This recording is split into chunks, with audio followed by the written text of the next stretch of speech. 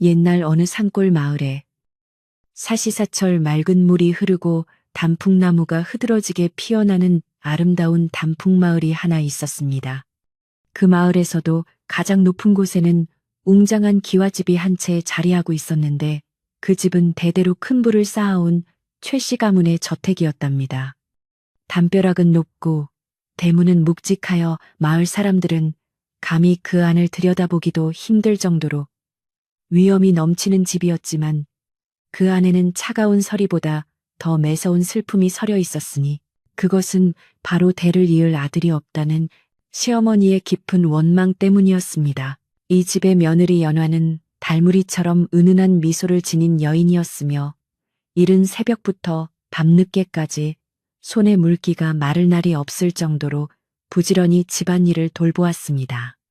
그녀는 시어머니의 엄격한 가르침 아래 단 한 번도 말대꾸를 하거나 인상을 찌푸린 적이 없었으며 마을 어른들에게는 예절 바른 며느리로 칭송이 자자했습니다.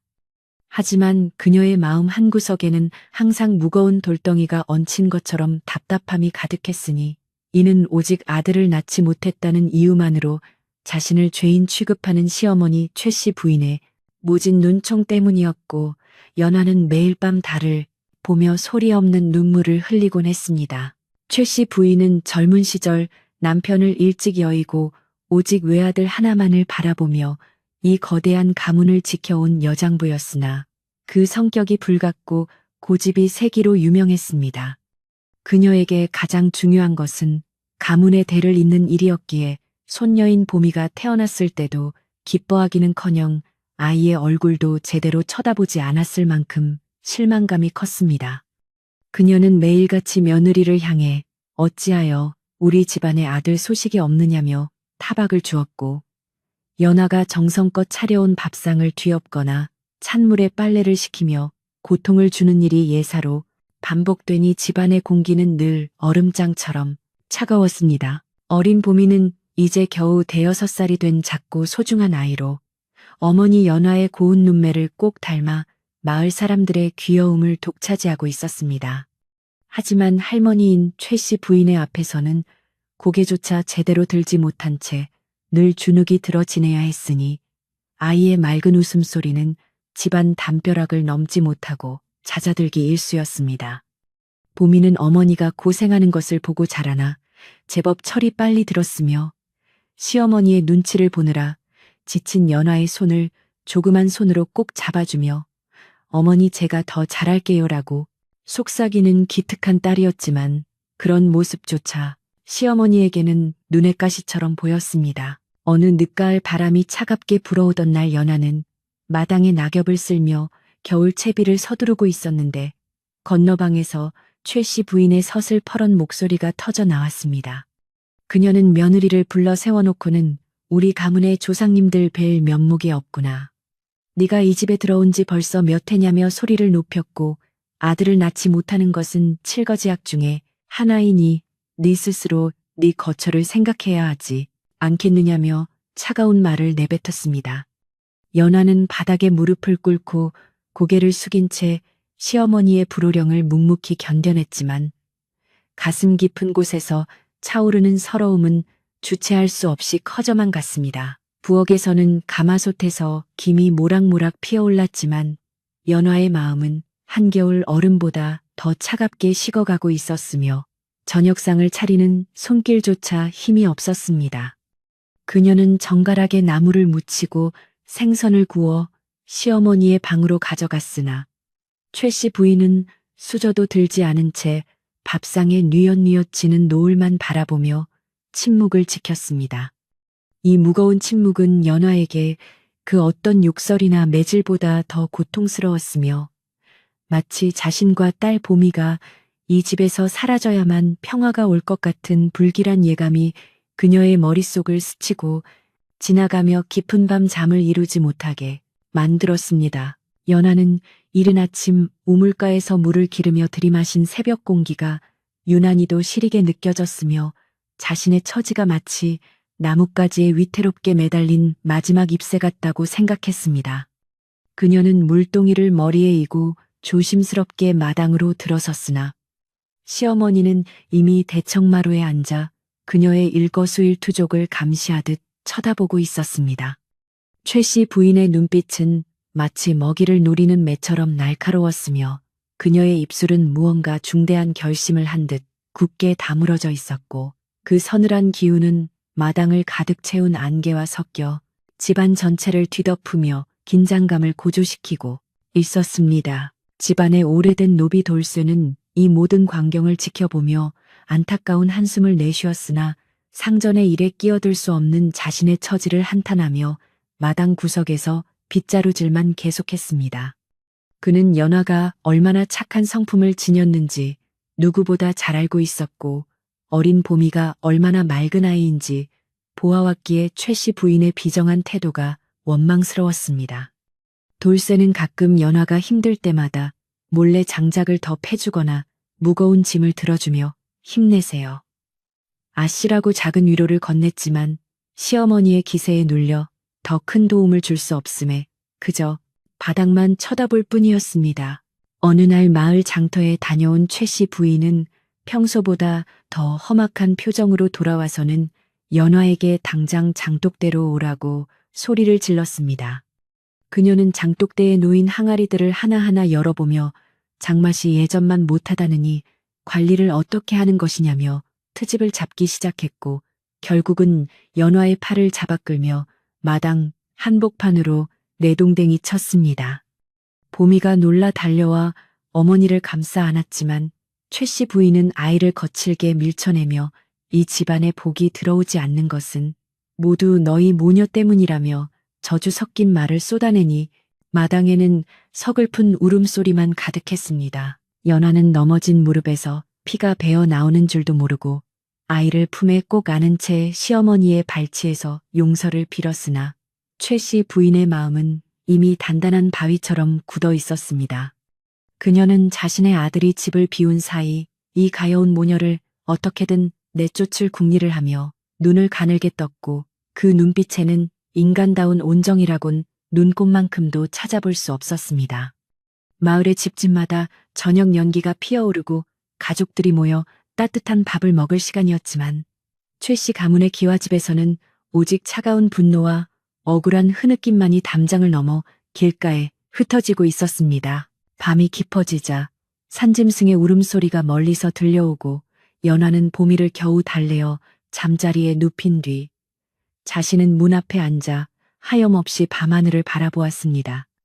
그녀는 친정 부모님 얼굴이 떠올라 가슴이 미어지는 것 같았지만 이미 출가외인인 신세에 친정으로 돌아갈 수도 없는 처지를 한탄하며 옷소매로 눈물을 닦았습니다.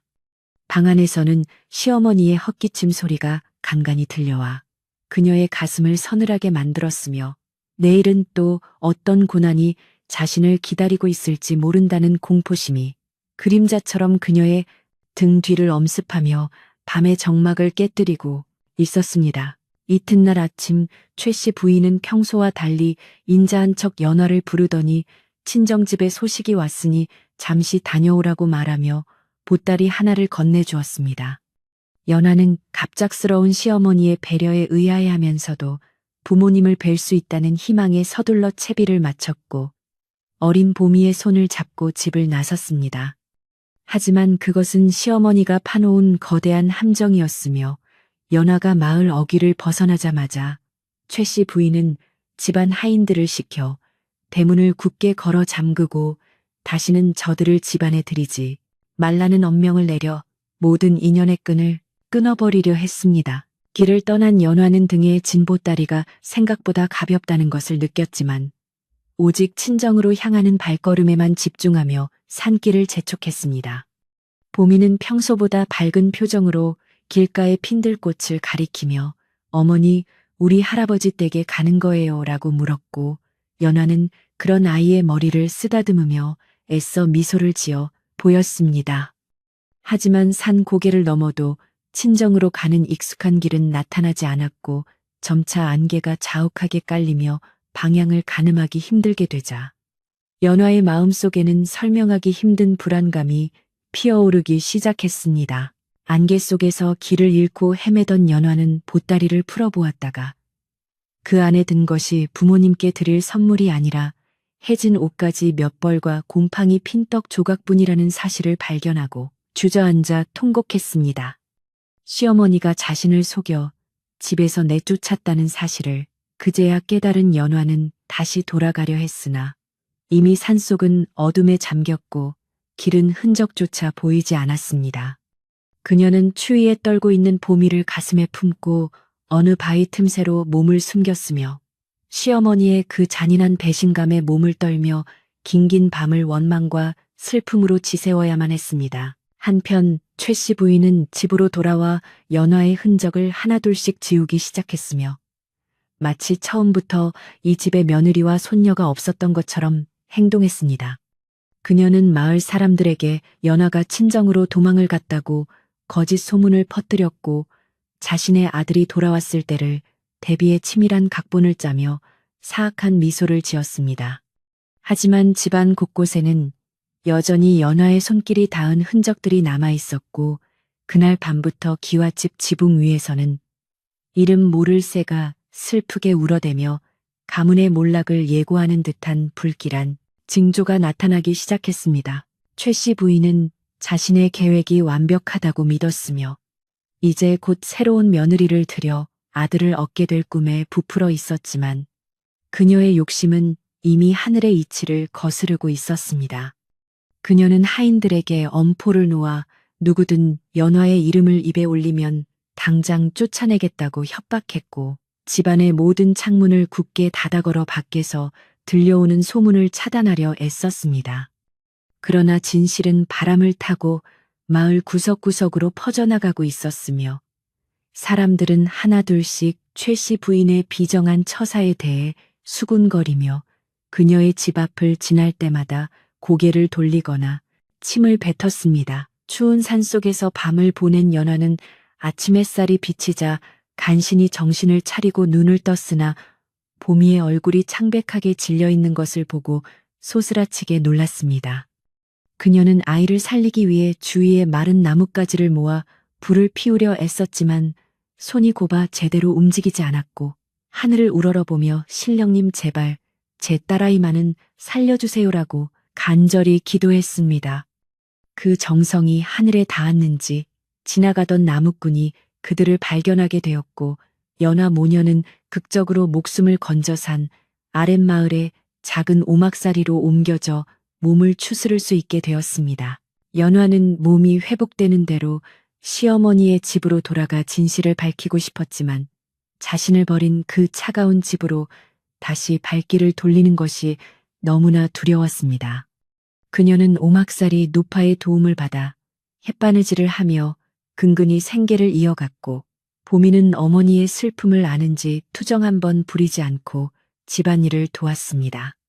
비록 먹을 것은 부족하고 잠자리는 불편했으나 시어머니의 구박 없는 평화로운 일상 속에서 모녀는 조금씩 안정을 찾아갔고 연화는 언젠가 남편이 돌아와 자신들을 찾아줄 날만을 기다리며 하루하루를 견뎌냈습니다. 하지만 최 씨 부인은 연화가 살아있다는 소식을 접하고는 혹여나 자신의 악행이 들통날까봐 전전긍긍하며 사람을 시켜 연화의 뒤를 캐기 시작했습니다. 그녀는 연화가 마을 사람들에게 동정표를 얻고 있다는 사실에 분노했고 어떻게든 그녀를 아주 멀리 떠나보내거나 입을 막을 방법을 강구하며 더욱 악랄한 계획을 세웠습니다.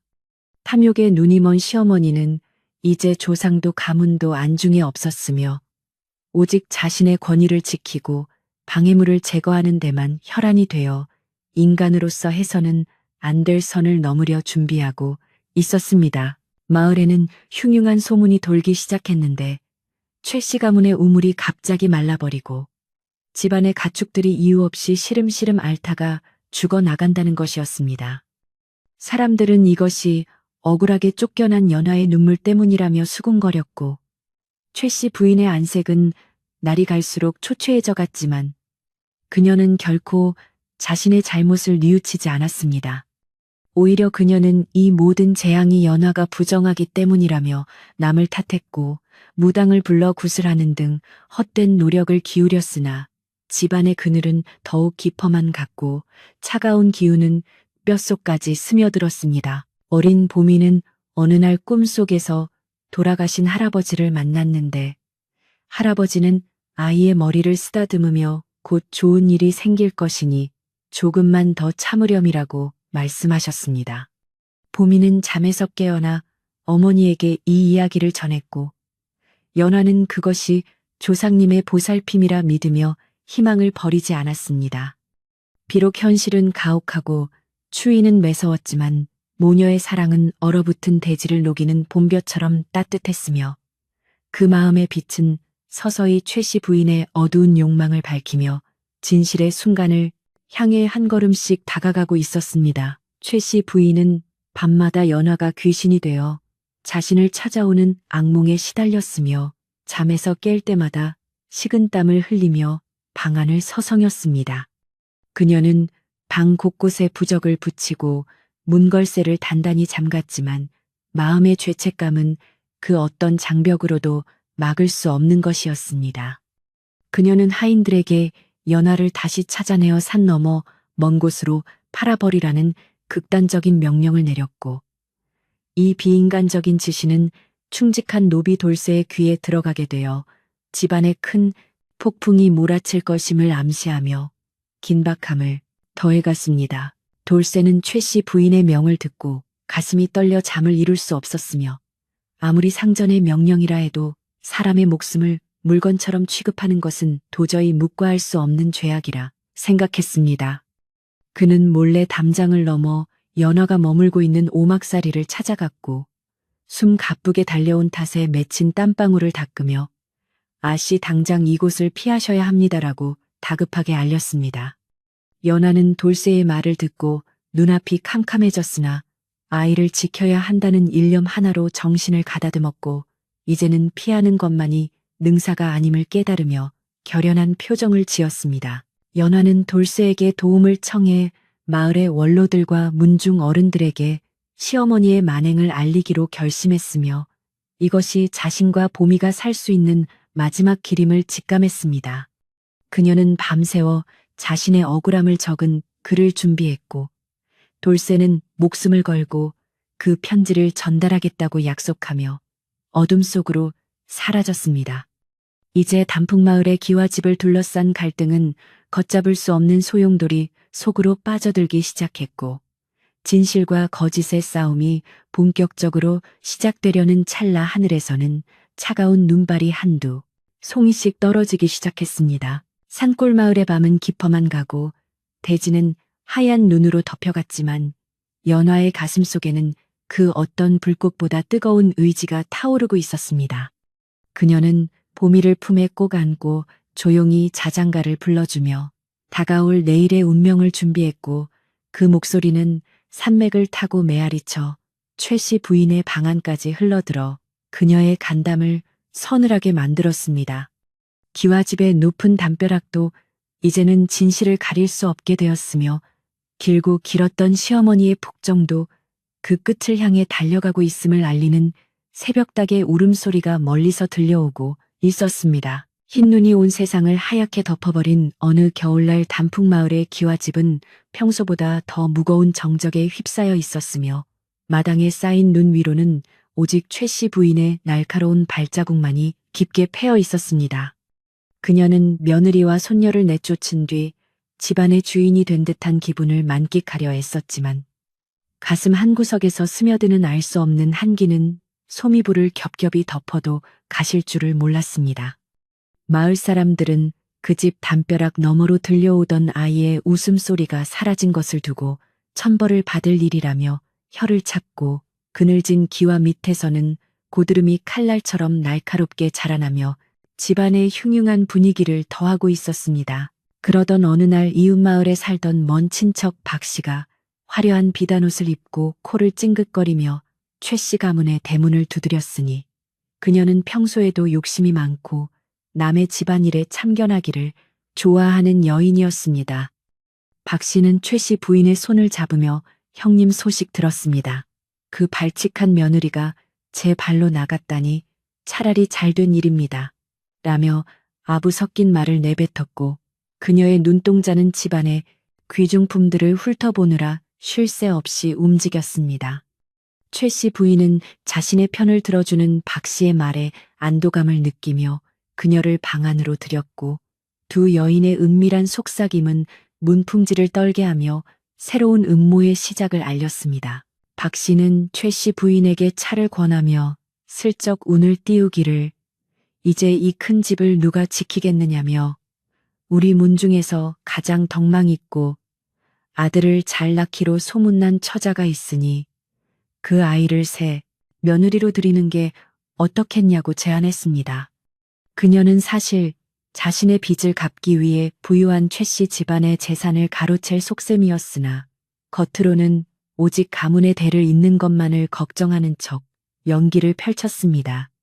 최 씨 부인은 그 말에 혹하여 눈을 반짝였고 정말로 아들을 낳아줄 아이가 있다면 내 전 재산을 주어도 아깝지 않다며 박 씨의 손을 꽉 잡았으니 탐욕과 어리석음이 만난 방 안에는 불길한 기운이 연기처럼 피어올랐습니다. 마을 사람들은 최 씨 부인의 집으로 드나드는 박 씨를 보며 심상치 않은 일이 벌어지고 있음을 직감했고 우물가에는 빨래를 하러 모인 아낙네들의 수군거림이 끊이지 않았습니다. 누구보다 착했던 연화가 쫓겨난 것도 모자라 벌써 새 사람을 들이려 한다는 소식은 불길에 기름을 부은 듯 마을 전체로 퍼져나갔으며 사람들은 최 씨 부인의 비정함에 고개를 가로저었습니다. 장터 국밥집에서도 사람들은 입을 모아 말하기를 사람이 도리가 있어야지 어찌 제 손녀를 길바닥으로 내몰 수 있느냐며 비난했고 그 소문은 바람을 타고 점점 커져 결국 산속 오막사리에 머물던 연화의 귀에까지 들어가 그녀의 심장을 저미게 만들었습니다. 집안의 살림을 도맡아 하던 하인들도 박 씨의 등장을 달가워하지 않았으며 그녀가 안방마님처럼 행세하며 곳간 열쇠를 넘보는 것을 보며 혀를 내둘렀습니다. 박 씨는 하인들에게 사사건건 시비를 걸며 연화가 하던 방식이 틀렸으니 당장 고치라고 호통을 쳤고 자신의 수하들을 집 안으로 불러들여 세력을 넓히려 꾀했습니다. 그녀는 최 씨 부인 앞에서는 간이라도 빼줄 듯 굴었지만 뒤돌아서면 이 집안의 재물이 다 내 것이라며 사악한 웃음을 지었고 그런 박 씨의 이중적인 모습은 집안 어른들의 눈을 피해 은밀하게 진행되며 마치 썩어가는 나무둥치처럼 가문을 안에서부터 무너뜨리고 있었습니다. 이 광경을 묵묵히 지켜보던 노비 돌쇠는 가슴속에 뜨거운 불덩이가 치밀어 오르는 것을 느꼈고 어떻게든 연화와 보미를 다시 데려와야 한다고 생각하며 밤잠을 설치기 시작했습니다. 그는 박 씨가 최 씨 부인에게 건네는 말들이 모두 거짓이며 그녀가 데려오려는 여자 또한 근본 없는 사람이라는 소문을 이미 익히 알고 있었습니다. 돌쇠는 마당을 쓸면서도 귀를 쫑긋 세워 안방의 대화를 엿들었고 시어머니가 며느리의 패물까지 박 씨에게 넘겨주려 한다는 사실을 알게 되자 더 이상 가만히 있을 수 없다는 결심을 굳히며 주먹을 꽉 쥐고 하늘에 계신 전 주인님을 부르짖었습니다. 어느 추운 밤 돌쇠는 최 씨 부인의 눈을 피해 몰래 연화의 오막사리를 찾아갔고 어둠 속을 헤매느라 긁힌 상처도 아랑곳하지 않은 채 연화의 앞에 무릎을 꿇었습니다. 그는 숨을 헐떡이며 아시, 지금 집안에 뱀 같은 여우가 들어와 마님을 홀리고 있습니다라며 다급하게 현재 상황을 전했고 연화는 그 소식에 손에 쥐고 있던 바늘을 놓치며 망연자실한 표정을 지었습니다. 돌쇠는 시어머니가 연화의 명예를 완전히 더럽히고 새로운 가정을 꾸리려 하니 지금이라도 마을 어른들께 도움을 청해 권리를 찾아야 한다고 나직이 충고하며 그녀의 용기를 북돋워 주려 애썼습니다. 연화는 돌쇠의 충고를 듣고 하염없이 눈물을 흘렸지만 곁에서 잠든 보미의 천사 같은 얼굴을 보며 마음을 다잡았으니 이것은 더 이상 자신만의 문제가 아니라 아이의 미래가 걸린 일이었기 때문입니다. 그녀는 돌쇠에게 그동안의 소식을 자세히 물었고 박 씨가 마을 사람들에게 자신의 험담을 퍼뜨리고 다닌다는 사실에 분노를 넘어선 슬픔을 느꼈습니다. 하지만 연하는 결코 경거망동하지 않았으며 시어머니가 마음을 돌릴 수 있도록 진심 어린 편지를 써서 전달해달라고 돌쇠에게 부탁했으니 그녀의 가슴 속에는 여전히 효도와 용서라는 따뜻한 불꽃이 꺼지지 않고 타오르고 있었습니다. 최 씨 부인은 박 씨가 가져온 화려한 거치대에 속아 넘어가 매일같이 잔치를 벌였고 집안의 재산은 모래성처럼 허물어지고 있었지만 그녀는 그것이 가문을 번창시키는 길이라 착각했습니다. 박 씨는 최 씨 부인에게 오라버니가 높은 벼슬아치와 연줄이 닿아 있으니 이번 기회에 아들에게 관직을 사주자며 더 큰 돈을 요구하기 시작했습니다. 탐욕에 눈이 먼 시어머니는 조상 대대로 물려온 논밭까지 처분할 생각에 잠겼고 그 소문이 마을에 돌자 사람들은 이제 최 씨 가문이 망하는 것은 시간 문제라며 걱정스러운 눈길로 기와집을 바라보며 혀를 끌끌 찼습니다. 마을의 최고 원로인 김영감은 평소 연하의 품행을 높게 평가하던 사람으로 이번 사태를 예의주시하고 있다가 최 씨 부인을 직접 찾아와 일갈했습니다. 그는 대청마루에 서서 자네가 지금 제정신이냐며 조강지처를 내쫓고 어디서 굴러먹던 사람과 가문을 논하느냐고 호되게 꾸짖었으나 최 씨 부인은 이미 박 씨의 가머니설에 중독되어 김영감의 말을 귀담아 듣지 않았습니다.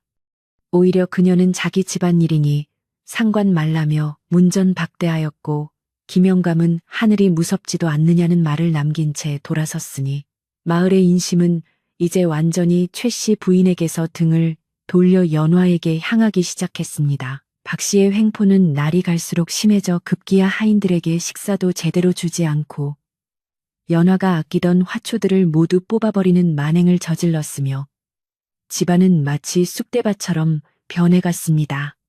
그녀는 최 씨 부인의 건강이 나빠지기를 기다리며 음식에 몰래 좋지 않은 성분을 섞기도 했고 시어머니가 어지러움을 호소할 때마다 옆에서 간호를 하는 척하며 가문의 인장을 가로챌 기회만을 엿보았습니다. 돌쇠는 이 모든 과정을 숨죽여 지켜보며 증거를 수집했고 박 씨가 밤마다 누군가와 은밀히 만나 돈다발을 주고받는 현장을 목격하며 때가 오기를 기다리고 있었습니다. 겨울바람이 유난히도 매섭게 불던 날 연하는 오막사리에서 정성껏 짠 비단 한 피를 들고 마을 어귀로 내려와 자신을 도와줄 수 있는 사람들을 찾아 나섰습니다. 그녀는 비록 남루한 옷차림이었으나 그 기품만큼은 여전하여 만나는 사람마다 그녀의 손을 잡고 위로를 건넸으며 연화는 고개를 숙여 감사 인사를 전했습니다.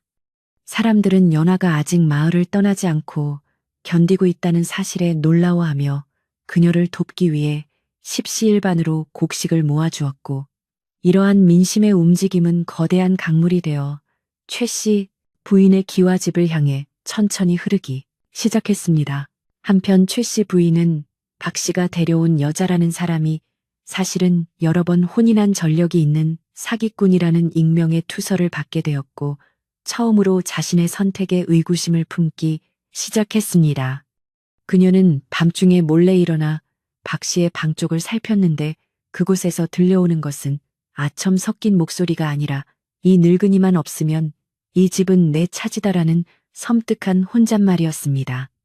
최 씨 부인은 그 소리에 심장이 솟는 듯한 충격을 받았고 그제야 자신이 얼마나 큰 잘못을 저질렀는지 깨닫기 시작했으나 이미 주위에는 자신의 편이 아무도 없다는 사실에 깊은 절망감을 느꼈습니다. 그녀는 어둠 속에서 홀로 앉아 연화가 차려주던 따뜻한 밥상과 보미가 건네던 수줍은 인사를 떠올리며 가슴을 쳤지만 뒤늦은 후에는 차가운 방바닥만을 적실 뿐이었습니다.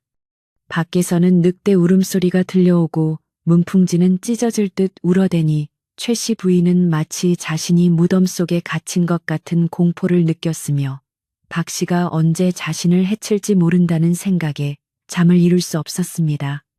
그녀는 떨리는 손으로 문고리를 잡았으나 박 씨가 고용한 낯선 사내들이 마당을 장악하고 있는 것을 보고는 그저 이불 속에 몸을 숨긴 채 태양이 떠오르기만을 간절히 기도하는 처량한 신세가 되었습니다. 다음 날 아침 박 씨는 최 씨 부인의 안색이 창백한 것을 보고는 약이라며 정체불명의 탕약을 내밀었으나 부인은 그것이 독약일지도 모른다는 생각에 손을 떨며 거부했습니다.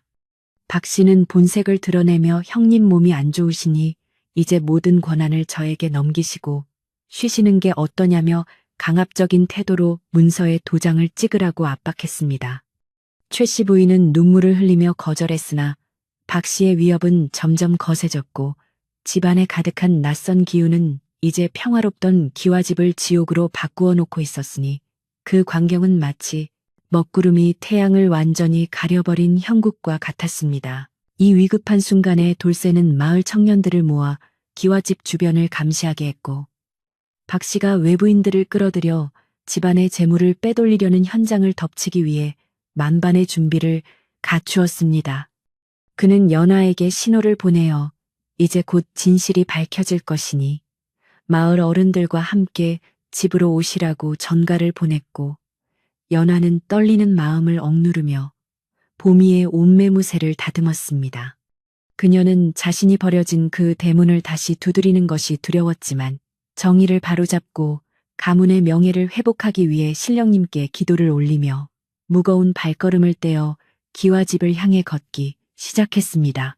마을 사람들은 연화가 돌아온다는 소식에 하나둘씩 집 밖으로 나와 그녀의 뒤를 따랐고 그 행렬은 마치 봄을 알리는 따뜻한 바람처럼 얼어붙은 길을 녹이며 행진했습니다. 사람들의 눈빛에는 더 이상 최 씨 부인에 대한 두려움이 없었으며 오직 진실을 밝히고 억울한 자를 구제하겠다는 강한 의지만이 서려 있었습니다. 박 씨는 대문 밖에서 들려오는 수많은 발소리에 당황하며 하인들에게 문을 걸어 잠그라고 소리쳤으나 이미 마음이 돌아선 하인들은 돌쇠의 지시에 따라 조용히 대문을 열어주며 연하의 귀환을 묵묵히 환영했습니다. 대문이 열리고 연하가 마당으로 들어서자 박 씨는 표독스러운 얼굴로 어디서 부정한 것이 다시 들어오느냐며 고함을 질렀지만 연하는 담담한 눈빛으로 그녀를 응시하며 더 이상의 거짓은 통하지 않는다고 단호하게 말했습니다. 박 씨는 당황하여 최 씨 부인을 불러내어 도움을 청하려 했으나 방 안에서 기어 나오듯 나타난 최 씨 부인은 연화를 보자마자 바닥에 주저앉아 오열하기 시작했습니다. 시어머니는 내가 눈이 멀어 여우를 집안에 들였구나라며 자신의 죄를 고백했고 마을 사람들은 그 처참한 광경을 지켜보며 인간의 욕심이 부른 비극에 대해 탄식 어린 한숨을 내뱉었습니다. 박 씨는 끝까지 발뺌하며 자신이 이 집안을 위했다고 주장했지만 돌쇠가 내놓은 박 씨의 은밀한 거래 장부와 가짜 며느리 지망생의 실체가 드러나자 그녀의 얼굴은 흑빛으로 변했습니다. 마을 어른들은 박 씨를 당장 관가에 넘겨 죄를 물어야 한다고 호령했고 그녀를 따르던 무리들은 겁에 질려 담장을 넘어 도망치기 바빴습니다.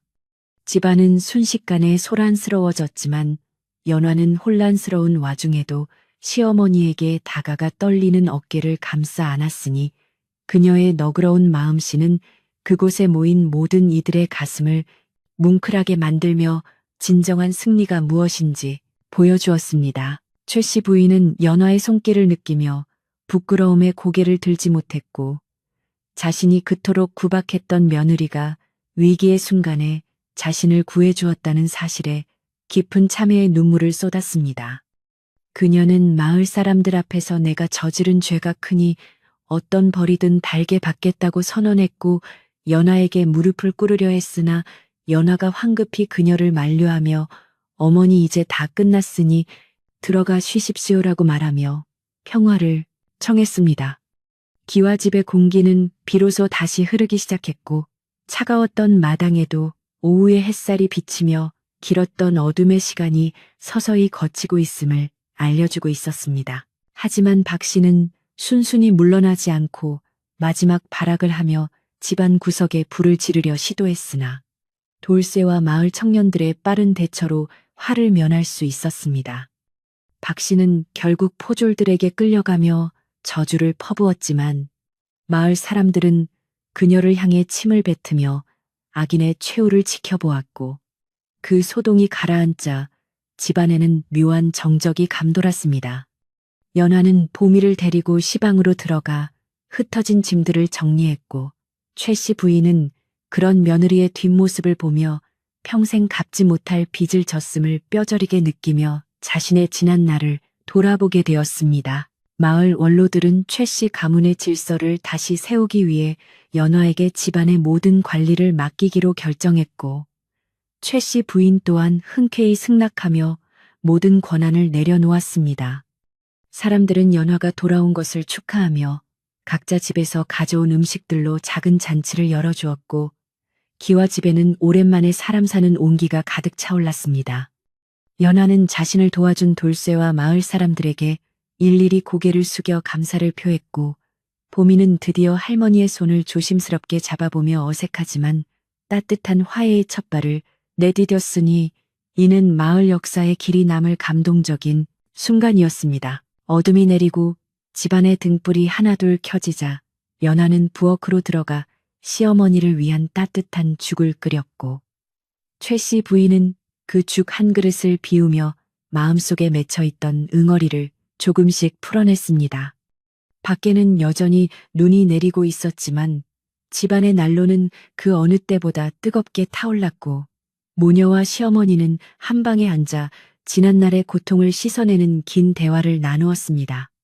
이제 모든 시련이 끝난 듯 보였으나 연화는 이것이 새로운 시작임을 알고 있었으며 가문을 다시 일으키고 진정한 화목을 이루기 위해 앞으로 가야 할 길이 멀다는 것을 조용히 되새기며 밤을 지새웠습니다. 눈보라가 한 차례 휩쓸고 지나간 단풍마을의 아침은 차디찬 정적 속에 깨어났으며 기와 지붕 위에 두껍게 쌓인 눈은 마치 이 집안에 감춰진 수많은 비밀을 덮어버리려는 듯 무겁게 내려앉아 있었습니다. 연화는 평소와 다름없이 이른 새벽에 일어나 마당에 눈을 치우기 시작했는데 빗자루질 소리만이 적막한 공기를 가르며 그녀의 성실함을 증명하고 있었으나 마음속에는 여전히 가시지 않은 불안감이 안개처럼 피어올랐습니다. 어젯밤 박 씨가 저지른 소동은 일단락되었지만 그녀가 남기고 간 불길한 기운은 여전히 집안 곳곳에 남아 있었고 연화는 그것이 단순한 시기심 이상의 무언가임을 직감하며 조심스럽게 마당 구석구석을 살피기 시작했습니다. 시어머니 최 씨 부인은 어젯밤의 충격으로 인해 자리에 누워 일어나지 못했고 그녀의 방에서는 가느다란 신음소리와 함께 마른 기침 소리가 간간히 들려와 연화의 마음을 만들었습니다. 연화는 시어머니가 자신에게 했던 모진 일들을 생각하면 가슴이 저려왔지만 도리를 다하기 위해 정성껏 미음을 끓여 방으로 가져갔으나 시어머니는 벽을 향해 돌아누운 채 아무런 대답도 하지 않았습니다. 방 안에는 한약 냄새와 함께 묘하게 비릿한 냄새가 섞여 있었는데 연화는 그것이 박 씨가 시어머니에게 몰래 먹였던 정체불명의 탕약에서 나는 냄새임을 깨닫고는 가슴이 철렁 내려앉으며 불길한 예감에 몸을 떨었습니다. 마당 한쪽에서 장작을 패던 돌쇠는 연화가 방에서 나오자 조용히 다가와 박 씨가 머물던 행랑채 구석에서 이상한 가방을 발견했다며 은밀하게 말을 건넸고 연화는 그의 안내를 받아 그곳으로 향했습니다.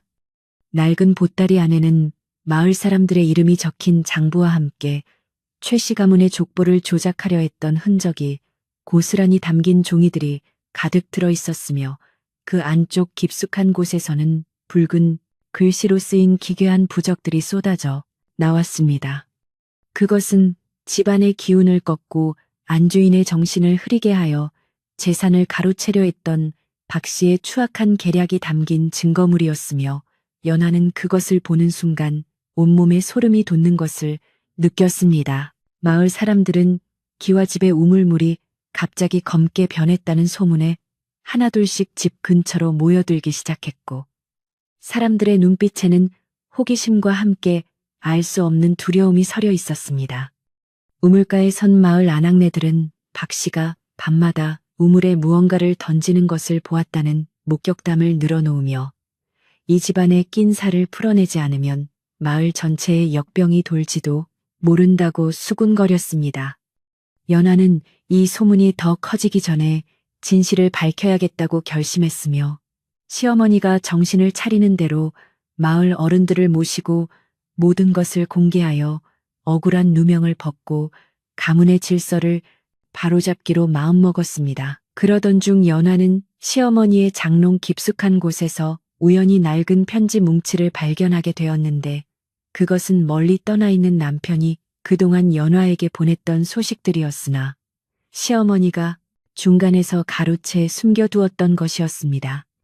편지에는 연화와 보미를 향한 남편의 애틋한 그리움과 함께 매달 생활비를 보냈다는 내용이 상세히 적혀 있었지만 연화는 그동안 단 한 푼의 돈도 한 구절의 소식도 전해받지 못한 채 모진 구박을 견뎌야 했습니다. 진실을 마주한 연화의 눈에서는 뜨거운 눈물이 쏟아졌고 시어머니가 왜 그토록 자신을 몰아세웠는지 그 비정한 욕심의 깊이가 어디까지였는지를 깨닫자 가슴이 무너져 내리는 듯한 통곡이 터져 나왔습니다. 어린 보미는 어머니의 울음소리를 듣고 달려와 고사리 같은 손으로 연화의 눈물을 닦아주며 어머니 왜 울어요? 제가 옆에 있잖아요. 라고 말하며 위로를 건넸지만 연화는 차마 아이에게 그 추악한 진실을 말할 수 없었습니다. 아이의 맑은 눈망울에는 여전히 할머니에 대한 작은 기대와 집안에 대한 사랑이 담겨 있었기에 연화는 입술을 깨물며 슬픔을 억눌렀고 대신 보미의 머리를 쓰다듬으며 이제 곧 아버지가 오실 거란다라는 희망 섞인 말로 아이를 안심시켰습니다. 하지만 연화의 마음속에는 시어머니에 대한 원망과 함께 박 씨와 공모하여 가문을 망치려 했던 배후 세력에 대한 단호한 분노가 조용히 타오르고 있었습니다. 돌쇠는 마을 청년들을 시켜 박 씨가 도망친 경로를 추적하게 했고 그 과정에서 박 씨가 이웃마을의 사기꾼 패거리와 연계되어 있었다는 사실과 그들이 이미 이 집안의 논밭 몇 마지기를 가짜 문서로 처분하려 했다는 정황을 포착했습니다. 그는 이 사실을 연화에게 보고하며 아씨, 이제는 마님만 믿고 기다릴 때가 아닙니다. 저들이 다시 돌아와 행패를 부리기 전에 우리가 먼저 손을 써야 합니다. 라고 강하게 주장했습니다. 연화는 평소 온순한 성품이었지만 가문의 존립이 위태로워진 상황에서는 더 이상 물러설 곳이 없음을 깨닫고 마을 원로인 김영감을 찾아가 도움을 청하기로 결심하며 옷매무새를 단정히 고쳤습니다. 김영감의 집으로 향하는 길에 연화는 마을 사람들의 차가운 시선을 느꼈지만 고개를 숙이지 않고 당당하게 걸어갔으며 그녀의 뒤를 따르는 돌쇠의 묵직한 발걸음은 그녀에게 큰 힘이 되었습니다. 김영감은 연화가 내놓은 편지들과 박 씨의 장부를 살펴보더니 녹이 띤 목소리로 최 씨 부인이 눈이 멀어도 단단히 멀었구나라며 한탄했고 당장 문중 회의를 소집하여 이 문제를 공론화하겠다고 약속했습니다. 그는 연화에게 그동안 고생이 많았다며 위로의 말을 건넸고 진실은 결코 가려지지 않는 법이니 조금만 더 기운을 내라고 격려하며 그녀의 손을 꼭 잡아주었으니 연화는 비로소 천군만마를 얻은 듯한 기분을 느꼈습니다. 그날 밤 기와집 마당에는 기이한 바람이 불어와 장독대 뚜껑들이 들썩거렸고 최 씨 부인은 헛것을 보았는지 방 안에서 소리를 지르며 발작을 일으키기 시작했습니다. 연화는 급히 방으로 달려가 시어머니를 진정시키려 했으나 최 씨 부인은 연화의 얼굴을 보고는 귀신이 왔다며 나를 데려가려 한다고 울부짖으며 바닥을 굴렀습니다. 시어머니의 정신은 이미 죄책감과 약 기운에 의해 온전치 못한 상태였으며 그녀가 내뱉는 횡설수설 속에는 과거에 저질렀던 수많은 악행과 박 씨와 나누었던 검은 거래들이 섞여 나와 곁에서 지켜보던 하인들을 경악하게 만들었고 집안의 어두운 그림자는 더욱 짙게 깔렸습니다. 연화는 시어머니의 병구안을 하며 밤을 지새웠지만 그녀의 머릿속에는 오직 내일 있을 문중회의에서 어떻게 진실을 밝힐 것인가에 대한 생각뿐이었으며 이제는 결코 물러서지 않겠다는 결연한 의지를 다졌습니다. 그녀는 등잔 밑에서 남편의 편지들을 다시 한번 정독하며 자신의 정당성을 확인했고 박 씨가 숨겨두었던 장부의 내용을 머릿속에 상세히 정리하며 논리적인 설명을 준비했습니다.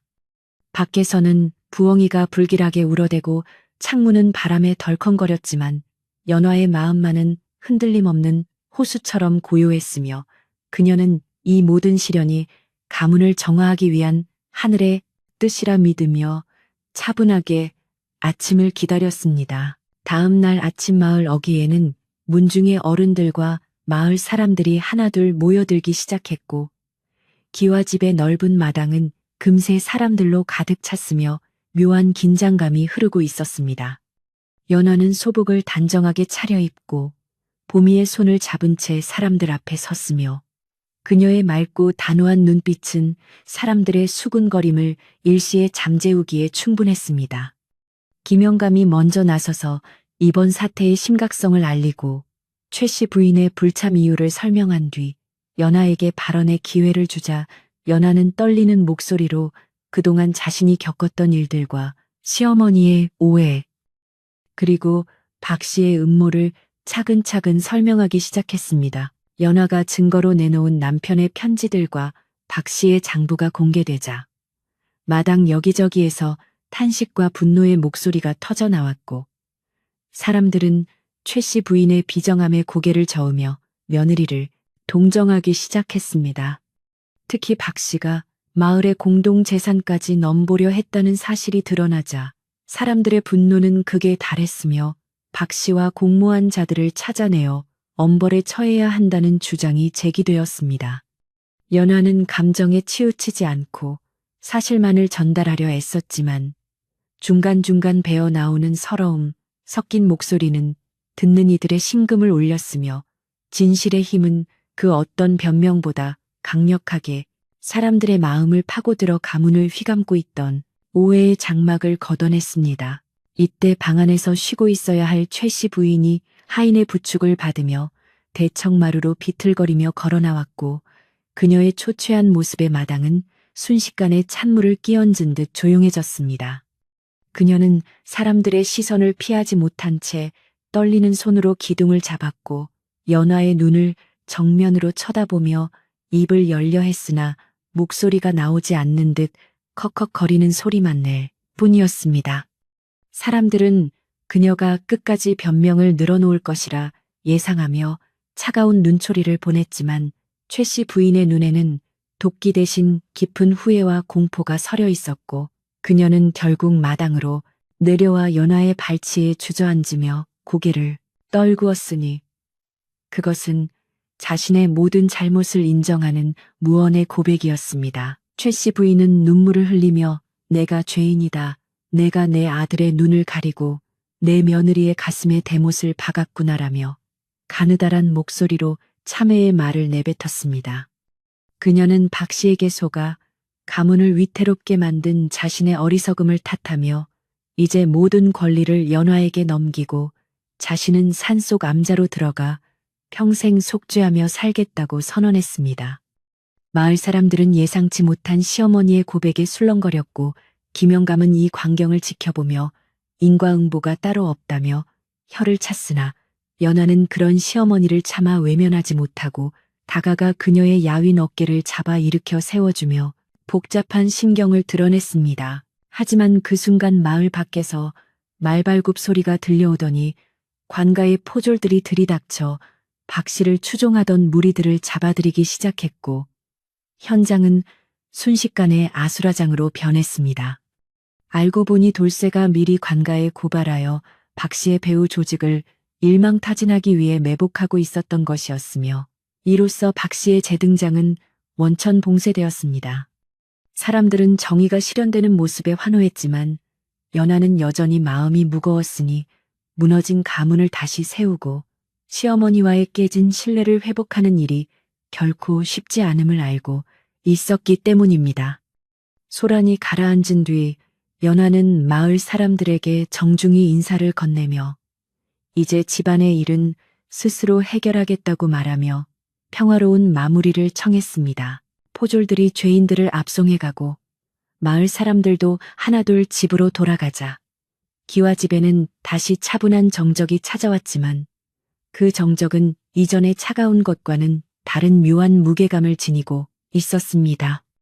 연하는 시어머니를 정중히 모셔다 방에 눕히고 보미를 불러 할머니께 인사를 드리게 했으며 최 씨 부인은 손녀의 작은 손을 잡고 하염없이 눈물을 흘리며 미안하다는 말만 되풀이했습니다. 집안의 하인들도 이제야 진정한 주인이 누구인지 깨달은 듯 연화의 지시에 일사불란하게 움직이기 시작했고 막혔던 집안의 기운이 조금씩 순환하며 생기가 도는 것을 느낀 돌쇠는 흐뭇한 표정으로 마당을 정리하며 다가올 밝은 미래를 기대했습니다. 연화는 부엌으로 내려가 시어머니와 하인들을 위한 저녁 식사를 준비하며 지난 세월의 고통을 씻어내려 애썼고 솥에서 뿜어져 나오는 구수한 밥 냄새는 집안 가득 퍼지며 따뜻한 온기를 선사했습니다. 그녀는 정갈하게 차린 밥상을 들고 시방으로 향했으며 시어머니는 연화가 내민 숟가락을 받아들며 평생 잊지 못할 참회의 눈물 젖은 식사를 마쳤습니다.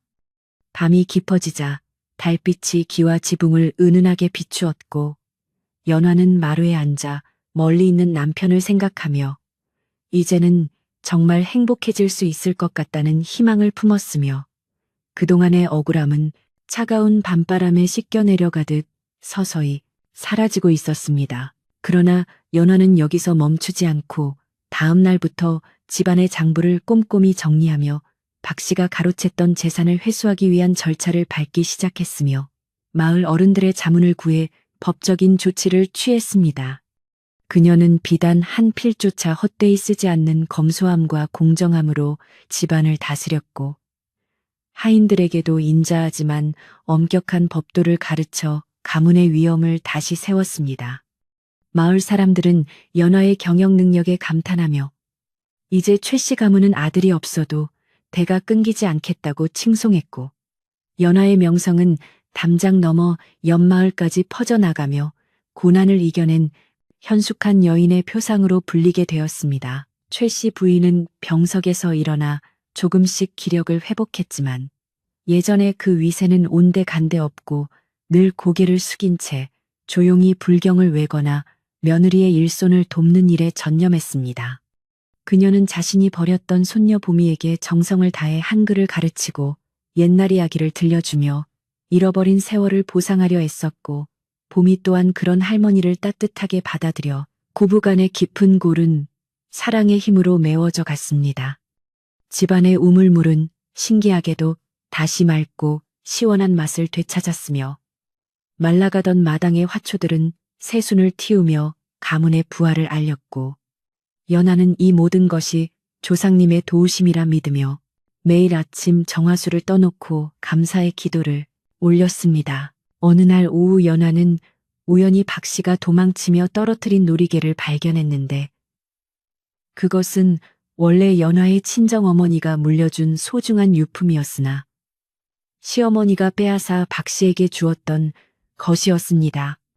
연하는 그 놀이개를 품에 안고 한참 동안 어머니의 얼굴을 떠올리며 울었지만 이제는 슬픔의 눈물이 아닌 승리의 눈물이자 과거와의 완전한 결별을 의미하는 눈물이었습니다.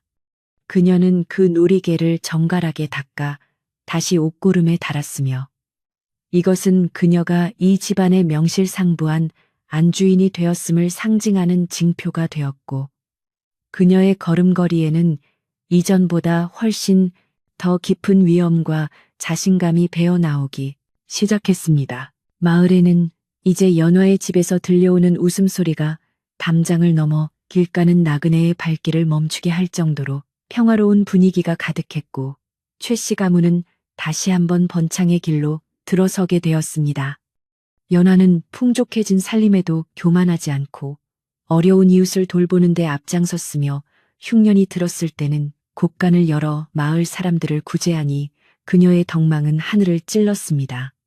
시어머니는 며느리의 그런 모습을 보며 자신의 지난 날이 얼마나 부질없는 욕심이었는지를 다시 한번 깨달았고 이제는 죽어도 여한이 없다며 연화의 손을 잡고 고마움을 감달아 표시했으니 이는 진정한 화해의 절정이라 할 수 있었습니다. 달이 차오르고 밤이 깊어가는 단풍마을의 밤 풍경은 그 어느 때보다 아늑하고 평온했으며 기와집의 등불은 늦게까지 꺼지지 않고 따뜻한 빛을 발하고 있었습니다.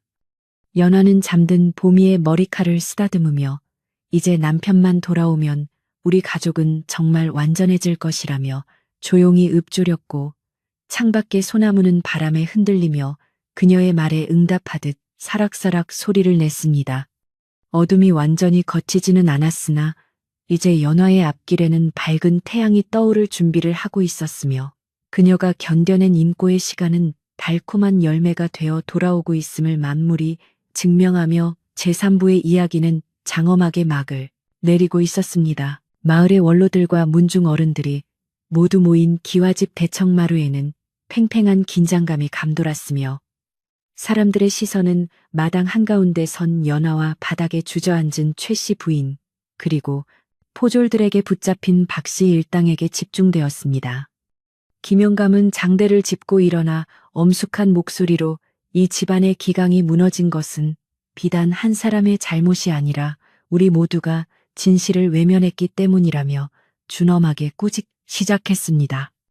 연화는 그동안 자신이 모아온 박 씨의 비리 장부와 시어머니가 가로챘던 남편의 편지들을 하나씩 다시 설명하며 가문의 명예를 더럽힌 이들이 누구인지 명명백백하게 밝히니 마을 사람들은 분노의 함성을 터뜨리며 악인의 처벌을 요구했습니다. 박 씨는 끝까지 억울함을 호소하며 발악했으나 그녀의 소지품에서 나온 위조된 인장과 재산 양도 문서들이 결정적인 증거가 되어 더 이상 변명할 여지가 없게 되었고 포졸들은 그녀의 입을 막아 강제로 끌고 나갔습니다.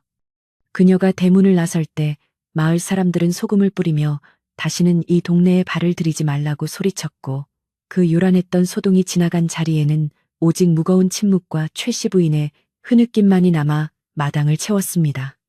연화는 이제 모든 것이 끝났음을 직감하며 깊은 한숨을 내쉬었지만 그녀의 눈빛은 그 어느 때보다 단호했으며 가문을 바로 세우기 위한 마지막 결단을 내리기 위해 김영감을 향해 조용히 고개를 숙였습니다. 최 씨 부인은 부들부들 떨리는 손으로 땅을 짚으며 내가 눈이 멀어 집안을 망칠 뻔했으니 무슨 할 말이 있겠느냐며 자신의 죄를 공식적으로 인정하고 모든 가문의 권한을 며느리 연화에게 넘기겠다는 문서를 작성했습니다. 그녀는 아들을 낳지 못한다는 이유로 천대한 손녀 보미에게도 정식으로 사과하며 조상님들 뵐 면목이 없으니 자신을 골방에 가두어달라고 애원했으나 연화는 그런 시어머니를 차가운 눈으로 바라보면서도 도리를 잊지 않았습니다. 연화는 시어머니를 일으켜 세우며 어머니의 잘못은 하늘이 하시니 이제부터는 조용히 여생을 보내며 참회하십시오라고 말하며 그녀를 안 채 뒤편의 작은 방으로 안내하여 집안의 질서를 엄격히 구분지었습니다. 마을 사람들은 연화의 대처에 감탄하며 과연 현숙한 안주인답다며 칭찬을 아끼지 않았고 문중 어른들도 연화의 결정을 존중하여 그녀를 기와집의 실질적인 주인으로 공표하며 힘을 실어주었습니다.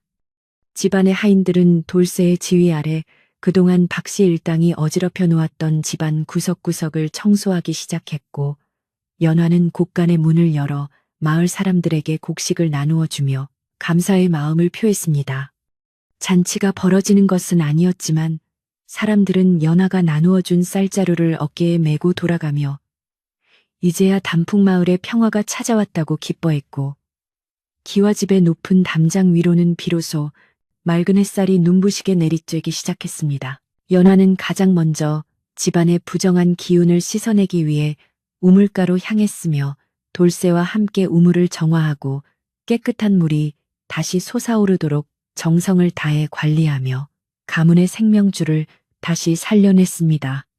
그녀는 박 씨가 붙여놓았던 기괴한 부적들을 모두 떼어내어 마당 한복판에서 불태웠고 그 연기가 하늘로 올라가는 것을 보며 자신의 가슴 속에 맺혀있던 응어리들도 함께 흩어지기를 간절히 기도했습니다.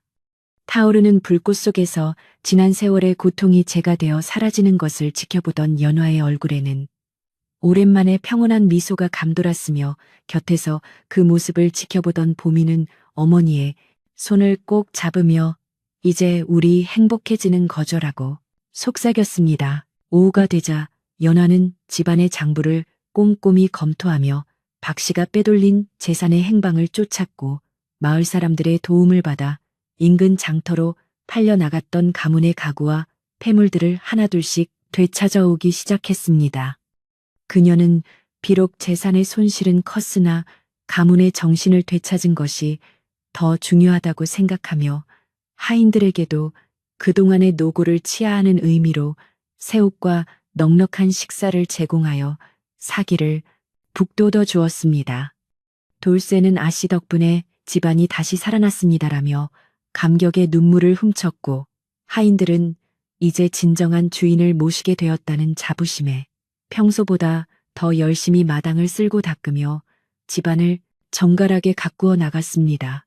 최 씨 부인은 연화의 배려로 골방에서 지내며 매일 아침 불경을 외고 조상님들께 참회의 기도를 올리는 것으로 하루를 시작했으며 예전에 그 위세는 완전히 사라진 채 이름 없는 노인처럼 조용히 지냈습니다. 그녀는 가끔 창문 너머로 마당에서 뛰어노는 보미의 웃음소리를 들으며 자신의 어리석음이 얼마나 큰 상처를 주었는지 가슴 깊이 새겼고 연화가 들고 오는 식사 한 그릇에도 고마움을 표하며 서서히 인간성을 회복해 갔습니다. 연화는 시어머니를 미워하기보다 가문의 어른으로서 예우를 갖추어 대했으나 집안의 중대사를 결정할 때는 결코 그녀의 의견에 휘둘리지 않고 단호하게 자신의 소신을 펼치며 가문을 이끌어 나갔습니다. 마을에는 연화의 명성이 더욱 높아져 인근 고을에서도 그녀의 지혜를 배우러 오는 사람들이 생겨났고 연화는 그들에게 자신의 고통스러웠던 경험을 교훈 삼아 집안의 화목이 무엇보다 중요함을 설파했습니다. 그녀는 글을 모르는 마을 아이들을 모아 마당에서 한글을 가르치기도 했고 가난한 집 안악들에게는 바느질 기술을 전수하며 마을 전체의 살림살이가 나아지도록 도왔으니 이는 단순한 부자의 자선이 아니라 진정한 덕지였습니다. 단풍마을 사람들은 이제 최 씨 가문을 시기하거나 두려워하지 않고 존경의 마음으로 대했으며 기와집 대문은 항상 열려 있어 누구든 어려움이 있으면 찾아와 도움을 받을 수 있는 사랑방 같은 존재가 되었습니다. 어느덧 저녁 노을이 기와 지붕을 붉게 물들일 때 연화는 부엌으로 들어가 직접 저녁상을 차렸는데 이번에는 시어머니를 위한 특별한 약초를 넣은 보양식을 준비하여 그녀의 건강을 돌보는 세심함을 보였습니다. 그녀는 밥상머리 교육을 중요하게 생각하여 보미에게도 어른을 공경하는 법과 겸손한 마음가짐을 가르쳤으며 모녀가 함께 시어머니의 방을 찾아가 식사를 대접하는 모습은 집안에 감돌던 차가운 벽을 허무는 따뜻한 풍경이 되었습니다. 최 씨 부인은 며느리가 차려준 따뜻한 밥물을 넘기며 눈물을 떨구었고 이 집안의 진정한 기둥은 아들이 아니라 바로 이 현숙한 여인이었음을 다시 한번 뼈저리게 느끼며 참회의 밤을 보냈습니다. 밤이 깊어지자 연화는 대청마루에 앉아 남편의 편지를 다시 꺼내 읽으며 곧 돌아올 그에게 보여줄 집안의 변모된 모습들을 머릿속으로 그려보았고 그녀의 가슴은 설렘과 희망으로 가득 찼습니다. 그녀는 편지 봉투 안에 들어있던 남편의 머리카락 한 줌을 어루만지며 여보 당신이 오실 때까지 제가 이 집과 우리 딸을 잘 지키고 있겠습니다. 그녀는 나고 나직이 읊조렸고 밤바람은 그녀의 목소리를 실어 나르듯 소나무 숲을 흔들며 지나갔습니다. 하늘에는 밝은 달이 떠올라 기와집 마당을 은은하게 비추었으며 이제 더 이상 어둠의 그림자가 발붙일 곳 없는 그곳에는 오직 평화와 안식만이 깃들어 잠든 이들의 숨소리를 감싸 안아주고 있었습니다. 다음날 아침 연화는 마을 원로들을 다시 초대하여 감사의 뜻으로 조촐한 오찬을 대접했고 그 자리에서 가문의 재산을 관리하는 투명한 원칙을 세워 더 이상 사기꾼들이 발을 붙이지 못하도록 제도적인 장치를 마련했습니다. 김영감은 연하의 선견 지명에 무릎을 치며 감탄했고, 이제야 이 마을에 큰 어른이 생긴 기분이라며 칭찬을 아끼지 않았으며, 마을의 질서 또한 연하의 조언에 따라 공정하게 바로잡히기 시작했습니다. 사람들은 연하를 단풍마을의 여주인이라 부르며 따랐고, 그녀의 공명정대한 처신은 자라나는 아이들에게도 큰 귀감이 되어 마을 전체의 분위기가 이전과는 비교할 수 없을 정도로 밝고 활기차게 변모했습니다. 연화는 바쁜 와중에도 틈을 내어 시어머니와 함께 집안의 사당을 찾아 조상님들께 그간의 사정을 고하고 가문의 안녕을 비는 제사를 정성껏 올렸으며, 이는 끊어졌던 가문의 전통을 잇는 중요한 의식이 되었습니다. 최씨 부인은 제단 앞에서 고개를 숙인 채 오랫동안 일어나지 못했고, 연화는 그런 시어머니를 묵묵히 기다려주며 그녀가 스스로의 죄책감을 씻어낼 수 있도록 배려하는 깊은 속내를 보여주었습니다. 제사를 마친 뒤 두 여인은 사당문을 닫으며 서로의 눈을 마주 보았고, 그 짧은 찰나의 눈맞춤 속에는 수많은 갈등과 화해, 그리고 앞으로 함께 나아가야 할 가문의 미래에 대한 약속이 담겨 있었으니, 이는 진정한 고부간의 결속이었습니다.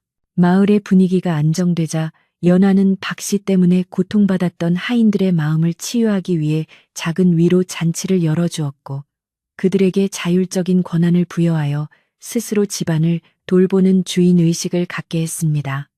하인들은 연화의 신뢰에 보답하기 위해 밤낮을 가리지 않고 집안을 보살폈으며, 돌쇠는 이제 곳간 열쇠를 맡아 책임감 있게 관리하며 연화의 든든한 오른팔 역할을 수행했습니다. 기와집은 이제 단순한 건축물이 아니라 그 안에 사는 모든 사람들의 마음이 하나로 뭉친 따뜻한 공동체가 되었으며, 그 온기는 담장을 넘어 마을 전체로 퍼져나가 사람들의 얼어붙은 마음을 녹여주는 희망의 불씨가 되었습니다. 박씨 일당이 관가에서 엄한 벌을 받았다는 소식이 전해지자 마을 사람들은 다시 한번 정의가 승리했음을 축하하며 연화의 집으로 찾아와 꽃과 과일을 건네며 기쁨을 나누었습니다. 연화는 사람들의 축하를 겸허하게 받아들이며 이 모든 공을 마을 사람들에게 돌렸고, 자신은 그저 주어진 소명을 다했을 뿐이라고 낮추어 말하니 그녀의 인품은 더욱 빛을 발하게 경여 되었습니다. 그녀는 박씨가 남기고 간 흉물스러운 흔적들을 모두 지우기 위해 마당에 아름다운 꽃나무와 유실수를 심었으며, 이는 가문의 새로운 탄생을 상징하는 생명의 나무들이 되어 계절마다 아름다운 꽃과 열매를 맺어 사람들을 즐겁게 해주었습니다. 어느 날 연화는 보미와 함께 마을 앞냇가로 나가 빨래를 하며 평범하지만 소중한 일상을 만끽했고, 흐르는 물에 옷가지를 헹구며 지난날의 아픈 기억들도 모두 흘려보냈습니다. 보미는 물가에서 장난을 치며 깔깔거렸고, 연화는 그런 딸의 모습을 보며 비로소 자신이 지켜낸 것이 무엇인지를 깨닫고 가슴 벅찬 행복감을 느꼈으며, 그녀의 맑은 웃음소리는 시냇물 소리와 어우러져 산골 마을의 평화에 노래처럼 울려 퍼졌습니다. 빨래를 마친 연화가 빨래터에 앉아 잠시 휴식을 취할 때 마을 아낙네들이 다가와 그녀의 손을 잡으며 그동안 마음고생 많았지라고 위로했고, 연화는 말없이 고개를 끄덕이며 이웃 나누는 따뜻한 정에 감동의 눈시울을 붉혔습니다. 집으로 돌아오는 길에 연화는 마을 길가에 핀 들꽃들을 보며 세상이 이토록 아름다웠는지를 새삼 깨달았고, 자신이 지켜낸 이 땅과 가문이 얼마나 소중한 유산인지를 다시 한번 마음에 새겼습니다. 그녀는 집으로 돌아와 대문을 열고 들어서며 이제는 정말 집다운 집이 되었구나 라고 혼잣말을 했고, 마당을 지키던 돌쇠는 반갑게 그녀를 맞이하며 아씨 오셨습니까? 라고 우렁찬 목소리로 인사했습니다. 기와집의 공기는 이제 탁함이 사라지고 맑고 투명한 기운으로 가득 찼으며, 연화가 걷는 발걸음마다 평화의 씨앗이 심겨지는 듯한 경건함마저 느껴지는 오후의 평온한 풍경이 완성되고 있었습니다. 연화는 시어머니의 방을 청소하며 그녀가 아끼던 낡은 경대를 닦아주었고 최 씨 부인은 그런 며느리의 손을 잡으며 연화야 참으로 고맙구나 내가 죽어서도 내 은혜는 잊지 않으마라고 떨리는 목소리로 말했습니다. 연화는 어머니 그런 말씀 마십시오. 앞으로 건강하게 오래 사셔서 보미가 시집가는 것도 보셔야지요. 라고 화답하며 시어머니의 마음을 달래주었고 두 사람 사이에는 이제 원망 대신 가여움과 이해라는 새로운 감정이 싹 터 올랐습니다. 방 안에는 은은한 향나무 냄새가 퍼지고 창문으로 들어오는 햇살은 두 여인의 손등을 따뜻하게 덮어주며 길고 길었던 갈등의 터널을 벗어나 광명의 세계로 들어섰음을 축복하는 듯했습니다. 해가 저물고 사방이 어둑어둑해지자 연화는 집안의 모든 등불을 직접 켜며 어둠이 발붙일 틈을 주지 않았고 밝게 빛나는 기와집은 마을의 등대처럼 우뚝 서서 길 잃은 나그네들에게 방향을 제시해 주었습니다. 그녀는 부엌 한편에 마련된 작은 상에 앉아 오늘 하루의 일들을 일기에 적으며 자신을 돌아보았고 부족했던 점은 반성하고 잘한 점은 스스로를 격려하며 내일의 계획을 세우는 철저함을 보였습니다.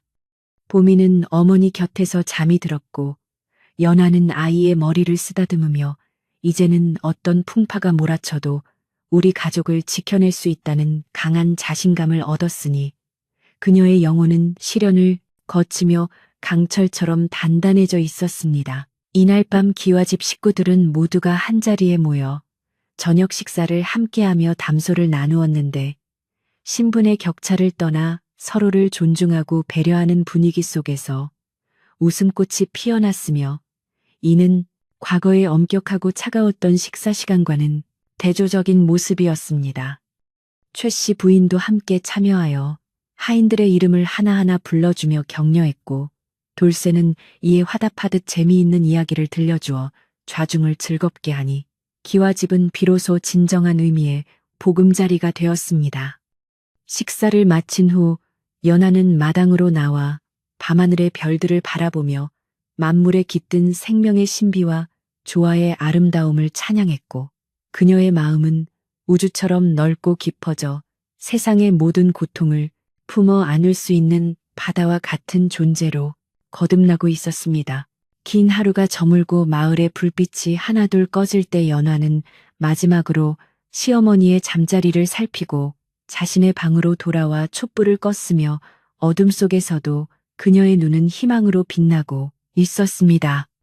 창밖에는 풀벌레 소리가 잔잔하게 들려오고 산새들은 둥지를 찾아 안식에 들었으며 기와집은 대지의 품 안에서 평온하게 숨쉬고 있었으니 이것은 정의가 승리하고 사랑이 완성된 후 찾아오는 지복의 시간이었습니다.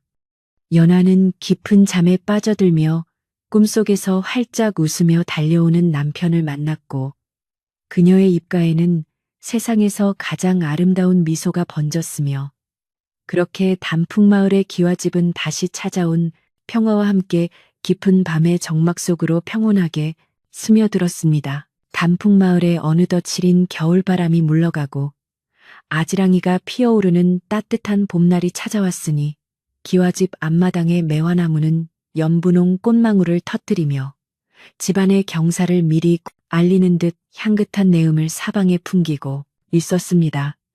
연화는 겨우내 묵었던 먼지를 털어내며 대청마루를 반질반질하게 닦았고 집안 구석구석에는 예전의 차가운 기운 대신 포근한 햇살이 내려앉아 보는 이의 마음까지 넉넉하게 만들어 주었습니다. 이제 마을 사람들은 이 집 앞을 지날 때마다 더 이상 고개를 돌리지 않았으며 오히려 담장 너머로 인사를 건네며 연화의 어진 성품을 칭송하니 기와집은 비로소 마을의 진정한 중심이자 덕의 상징으로 우뚝 서게 되었습니다. 그러던 어느 날 마을 어귀에서 요란한 말발굽 소리와 함께 먼지를 일으키며 한 무리의 행렬이 다가왔는데 그 선두에는 오랫동안 소식이 끊겼던 연화의 남편이 늠름한 모습으로 말을 타고 들어서고 있었습니다. 그는 먼 타지에서 가문의 명예를 높이고 큰 공을 세워 높은 관직에 올라 돌아온 것이었으며 아내와 딸을 만날 생각에 한달음에 달려온 그의 얼굴에는 설렘과 미안함이 가득 교차하고 있었습니다. 연화는 대문을 열고 들어오는 남편의 모습을 보자마자 들고 있던 바구니를 떨어뜨린 채 멍하니 서 있었고, 보미는 아버지라는 외침과 함께 달려가 그의 품에 안기니 그동안의 모든 서름이 눈 녹듯 사라지는 감격스러운 순간이었습니다.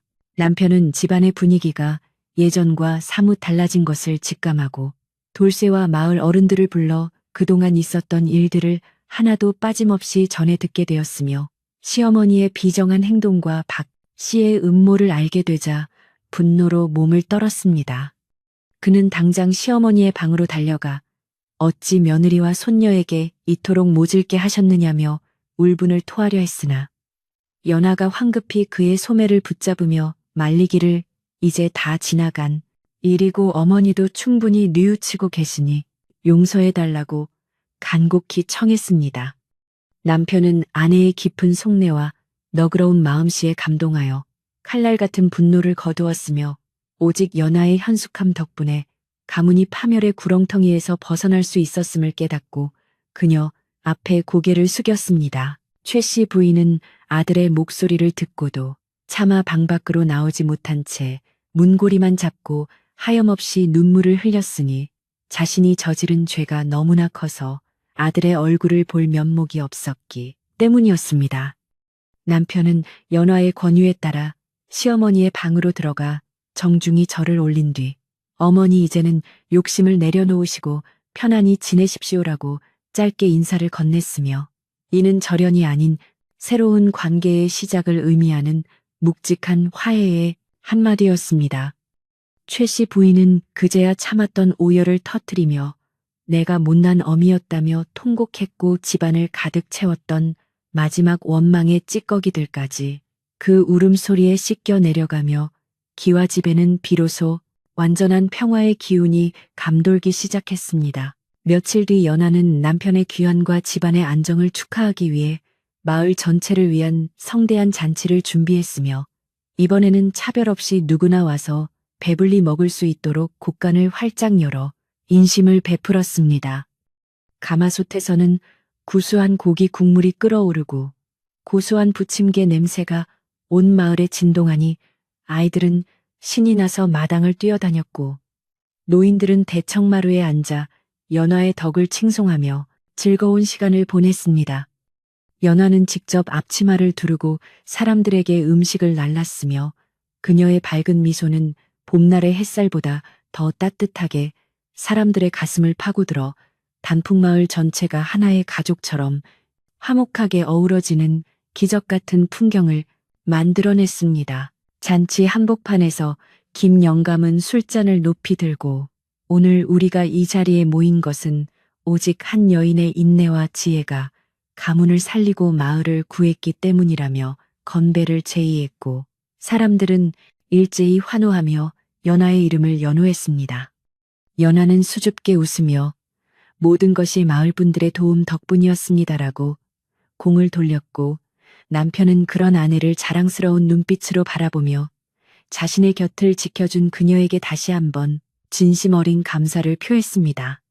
시어머니 최 씨 부인도 이날만큼은 방에서 나와 사람들에게 고개를 숙이며 자신의 지난 잘못을 사과했고, 마을 사람들은 그런 그녀를 따뜻하게 받아주어 진정한 용서와 화합의 장이 마련되었으니, 이는 마을 역사의 길이 남을 감동의 하루였습니다. 잔치가 끝나고 달빛이 은은하게 내리쬐는 밤, 연하와 남편은 마당을 거닐며 앞으로의 가문 운영에 대해 깊은 대화를 나누었으며, 두 사람은 부유함보다 덕을 쌓는 것이 진정한 가문의 가치임을 다시 한번 확인했습니다. 남편은 관직 생활을 하면서도 항상 연화의 조언을 구하기로 약속했고, 보미는 부모님의 사랑 속에서 구김살 없이 자라나 마을의 예쁜 처녀로 성장할 준비를 마쳤습니다. 기와집의 등불은 이제 밤늦도록 꺼지지 않았으며, 그 빛은 단순히 어둠을 밝히는 것이 아니라 고난을 이겨낸 사람들의 희망과 사랑을 상징하는 등불이 되어 지나가는 나그네들에게도 안식의 이정표가 되어 주었으며, 집안의 평우는 바위처럼 단단해졌습니다. 세월이 흘러 최 씨 부인은 노안으로 자리에 눕게 되었지만 예전의 도끼는 사라지고 오직 평온한 표정으로 며느리의 손을 잡고 마지막 유언을 남겼으니 그것은 연화야 너를 만난 것이 내 인생의 가장 큰 복이었구나 라며 진심 어린 축복을 빌어주는 것이었습니다. 그녀는 자신이 버렸던 손녀와 며느리의 지극한 간호를 받으며 평온하게 눈을 감았고 마을 사람들은 그녀의 마지막 길을 배웅하며 한 인간이 어떻게 악을 버리고 선으로 돌아오는지를 목격한 산증인으로 기억했습니다. 연하는 시어머니를 정중히 모셔 장례를 치렀고 가문의 모든 업보를 씻어낸 그녀의 마음은 이제 푸른 하늘처럼 맑고 깊어져 세상의 모든 순리를 온몸으로 받아들이며 진정한 가문의 주인으로 거듭났습니다. 이제 단풍마을의 기와 집은 덕의 명가라 불리며 대대손손 번창하게 되었고 연화가 심었던 매화나무는 해마다 더 크고 아름다운 꽃을 피워 집안의 번영을 증명해 보였으며 마을 사람들은 여전히 그녀의 이야기를 자녀들에게 들려주며 교훈으로 삼았습니다. 며느리와 손녀를 버렸던 비정한 시어머니의 이야기는 결국 진심 어린 용서와 인내라는 더 큰 사랑으로 덮였고 세상에 영원한 악은 없으며 오직 선한 마음만이 최후의 승리를 거둔다는 만고의 진리를 다시금 깨닫게 해주었습니다. 연화는 매일 저녁 정성껏 차린 밥상을 가족들과 나누며 이 소박한 행복이 얼마나 위대한지를 되새겼고 그녀의 집 담벼락 너머로 들려오는 웃음소리는 단풍마을의 가장 아름다운 배경 음악이 되었습니다. 어느덧 노을이 짙게 깔리고 사방이 고요해진 저녁 연화는 마당의 화초들에게 물을 주며 하루를 정리했고 그녀의 발걸음은 구름 위를 걷는 듯 가벼웠으며 마음속에는 어떠한 그늘도 남아있지 않았습니다. 남편은 서재에서 글을 읽고 보미는 방 안에서 자수를 놓으며 집안에는 평화로운 침묵이 흐르니 이것이야말로 그녀가 그토록 꿈꾸던 진정한 가정의 모습이었음을 깨닫고 하늘에 계신 조상님들께 조용히 감사의 인사를 올렸습니다. 기와집의 굴뚝에서는 모락모락 연기가 피어오르고 숲속의 새들도 둥지로 돌아가 안식을 취할 무렵 마을 전체는 대지의 품 안에서 깊은 잠에 빠져들 준비를 마쳤으며 연화의 달아녀 가슴속에 핀 사랑의 꽃은 시들지 않는 생명력으로 집안 전체를 감싸 안았습니다. 밤 공기가 감미롭게 뺨을 스치고 지나갈 때 연화는 대문 앞에 서서 어두운 산자락을 바라보며 자신을 박대했던 시어머니에 대한 연민과 자신을 끝까지 믿어준 사람들에 대한 고마움을 동시에 떠올리며 인생의 오묘한 이치를 음미했습니다. 그녀는 이제 더 이상 아픈 과거에 얽매이지 않고 오직 다가올 내일의 희망만을 바라보며 살아가기로 다짐했고 그녀의 굳건한 의지는 집안의 기둥을 받치는 초석처럼 든든하게 가문의 미래를 지탱해주고 있었습니다. 하늘의 별들이 하나둘 깨어나 반짝일 때 연화는 비로소 안방으로 들어가 촛불을 껐으며 그녀의 영혼은 거친 파도를 이겨낸 뒤 만난 잔잔한 호수처럼 깊고 평온한 안식의 세계로 서서히 스며들어갔습니다. 마을의 전설이 된 연화의 이야기는 입에서 입으로 전해지며 사람들에게 권선징악의 표본이 되었고 욕심에 눈이 멀어 소중한 사람들을 저버리는 것이 얼마나 어리석은 일인지 그리고 진정한 부귀영화는 마음의 평화에서 온다는 사실을 일깨워 주었습니다. 단풍마을은 해마다 단풍이 들 때면 연화의 붉은 마음을 기리는 잔치를 열었으며 그녀의 후손들은 조상의 뜻을 이어받아 어려운 이웃을 돕고 학문에 정진하여 나라의 큰 기둥이 되었으니 이는 한 여인의 인고와 사랑이 만들어낸 위대한 유산이었습니다. 이제 숲속의 바람도 그녀의 이름을 부르듯 나뭇잎을 흔들고 냇물은 그녀의 눈물처럼 맑게 흐르며 이 땅의 모든 생명에게 사랑의 메시지를 전하고 있었습니다. 연화가 나이가 들어 백발이 되었을 때도 그녀의 눈동자는 여전히 어린 소녀처럼 맑았으며 그녀의 손은 수많은 생명을 길러낸 어머니의 따뜻함을 간직하고 있었고 사람들은 그녀의 손을 잡는 것만으로도 큰 위로를 얻었다고 입을 모았습니다. 그녀는 죽는 순간까지도 남을 먼저 배려하며 자신이 가진 작은 것 하나라도 나누어 주려 애썼으며 그녀가 세상을 떠나던 날 단풍마을에는 신기하게도 계절에 맞지 않는 화사한 꽃비가 내려 그녀의 승천을 축복해 주었다는 신비로운 이야기가 전해 내려옵니다. 기와집은 비록 낡아갔으나 그 안에 깃든 덕의 향기는 더욱 진해졌으며 후손들은 그 집을 보물처럼 아끼며 연화의 정신을 기리는 사당으로 보존하여 후세에 전했습니다. 어둠이 완전히 내려앉은 고요한 밤, 이제 이야기를 마치며 여러분의 마음속에도 연화의 그 따뜻하고 강인한 마음이 깃들기를 바라며 오늘 밤은 어떤 걱정도 없이 깊은 잠에 드시기를 기원해 봅니다. 차가운 바람도 문틈을 넘지 못하고 어둠 속에서도 희망의 등불이 여러분을 지켜줄 것이니 연화의 자장가 소리를 들으며 평온한 꿈속으로 여행을 떠나보시는 것은 어떨까요? 이제 기와집의 등불도 마지막 빛을 내며 꺼지고 만물은 우주의 거대한 침묵 속에 동화되어 가장 안락한 휴식을 취하고 있으며 여러분의 숨소리 또한 자연의 리듬과 맞추어 잔잔하게 이어지고 있습니다. 착한 이에게는 복이 오고 악한 이에게는 벌이 따른다는 평범하지만 귀한 진리를 가슴에 새기며 오늘 밤 여러분의 꿈길에는 단풍마을의 매와 향기가 가득하기를 바랍니다. 수고했던 하루를 뒤로하고 이제는 모든 짐을 내려놓은 채 대지의 품에 몸을 맡기고 가장 편안한 자세로 눈을 감으시면 연화의 인자한 미소가 여러분의 꿈길을 안내해 줄 것입니다. 긴 이야기를 들어주신 여러분의 머리맡에 신령님의 가호가 함께하기를 빌며 이제는 정말 깊고 고요한 어둠 속으로 평화롭게 빠져드셔도 좋습니다. 옛날 어느 산골 마을의 이야기는 여기서 끝을 맺지만 그 울림은 여러분의 가슴 속에 오래도록 남아 내일을 살아갈 힘이 되어줄 것이니 안심하고 잠드십시오.